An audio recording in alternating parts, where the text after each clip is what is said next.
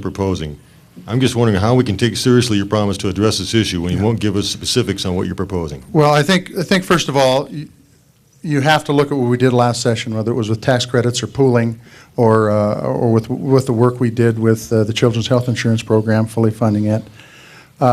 We need to, first of all, realize there's a problem, and I'm not sure the folks back in Washington, D.C. do understand that there's a problem with affordability in health care. For the same reason was brought up earlier, they've got a pretty cushy health care system back there. But the fact is that we need to put all the solutions on the table. We have to understand that there is a problem with health care and work together to solve it. And I mean every solution. The kind of solutions we put forth in the Montana legislature, the kind of solutions that have been working in other states, and come forth and find a program that's affordable, that has cost controls, that has a choice of doctors and hospitals, and a good prevention program. And if it meets those 4 criteria, I'll vote for it. And that's what I've said. And if it's a total private package, that's fine. If it's private-public that needs to be done, I'll support it there. Or if it's entirely public. If it needs to be entirely public to meet those parameters, I'll support it there. Conrad, 60 Well, we seconds. really didn't hear much of a solution. The solution is the marketplace still works pretty well. That is, if you allow it to work. We found that out in Part D of Medicare. We found out that in order to provide medicine for our seniors, we passed that a year ago, and by the way, it is working.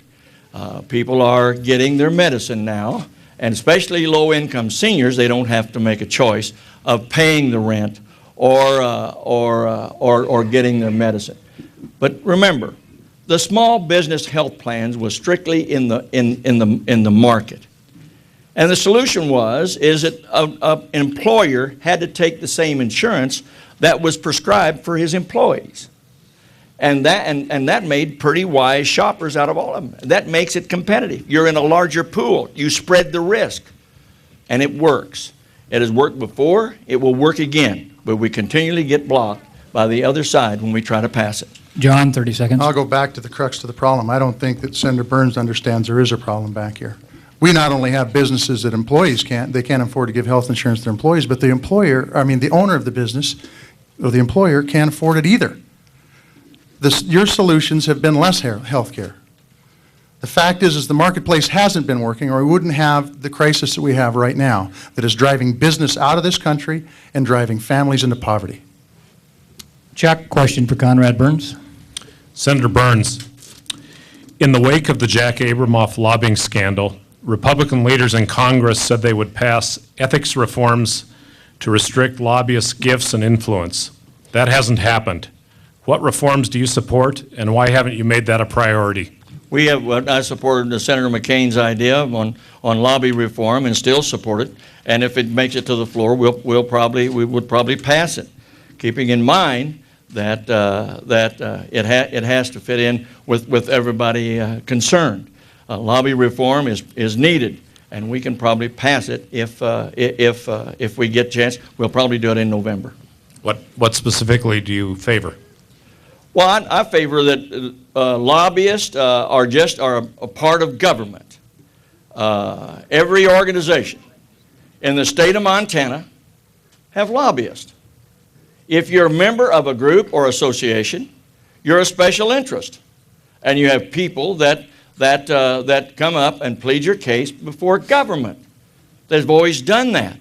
Now, I don't know how Mr. Tester's going to handle that, but I would tell you that the folks from Montana ride first class.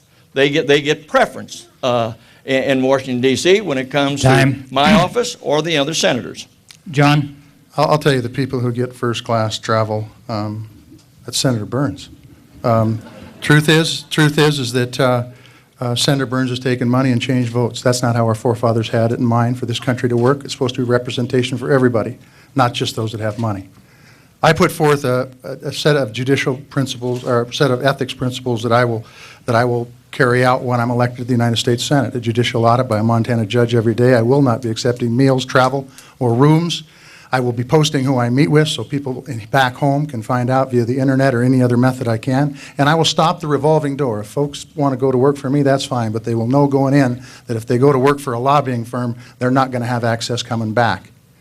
And the same thing, if they come from a lobbying firm, it does not give that lobbying firm access. The fact is we've got a mess back in Washington, D.C. right now because we don't have honest and ethical people back there, or they couldn't be bought in the first place. Conrad, 30 seconds. Number one, you pay for all the travel that you Please take.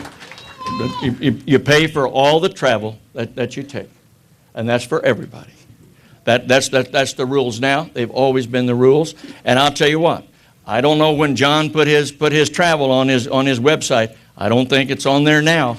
But I'll tell you what my schedule is and has been for a long, long time. We always publish our calendar and where we're traveling and how we get there and what we do when we get there. It's been open. It's been light bulbs and sunshine for me for a long time. Jackie, question for John Tester. Seniority matters in Congress, and if elected in November, you'll likely be at the bottom of the pecking order. Why should Montanans oust an incumbent who has a record of bringing home federal dollars for the state? As we move forth in this election, that's been a big issue. And I will tell you that if you take a look at the fact, Montana received the third biggest cut in discretionary fundings in FY05. If you compare Senator Burns to other subcommittee chairmen, he ranks 10th to 13th, 10th being worse. Compared to other states around us, North Dakota receives 3 times as much money for critical infrastructure water projects. South Dakota, a state that's about the same population, much smaller geography, gets 6 times as much.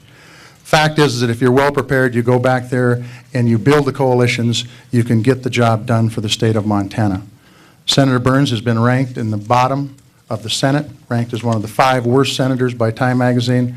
That costs Montana a lot, and it's going to cost Montana a lot in the future, unless you send me back. Conrad? Talking about Time magazine, anytime that I'm listed as the 5 worst and Ted Kennedy is the top 5, that's not bad. That's not bad company. I'll take it. Quiet, please. Hold your- Anyway, let's. I remember when I ran in 1988. I ran against a 2-term incumbent, Senator John Melcher, fine man, Forsyth, Montana, had served in the House of Representatives, had served his state here in Helena. He was a great man. And he tried to make the same case, said, send me back. And I'm effective, I'm experienced, I got the longevity, and I've got the position back there to do great things for Montana. That was pretty hard to buck, I'll tell you. But I'll tell you, the guy asked me about it the other day, and I said, now once you got back there, what did you learn? I said he made a pretty strong case. I should have listened to him. John, 30 seconds. Well, I think it's unfortunate when our junior senator from Montana is proud to be worse. Senator Melcher was defeated in 1988 by Senator Burns because of one of the issues was term limits. Senator Burns was going to run 2 terms, and that was going to be it, because he felt that 2 terms, if you couldn't get your work done, then it's time for somebody else to do it. Senator Burns, I think it's time for somebody else to do it. Next question, Mike, and it goes to Conrad Burns. Senator Burns, Bush administration policy opposes using federal funds to finance health-related research using embryonic stem cells. Many in the scientific community say these types of stem cells are vital for advancement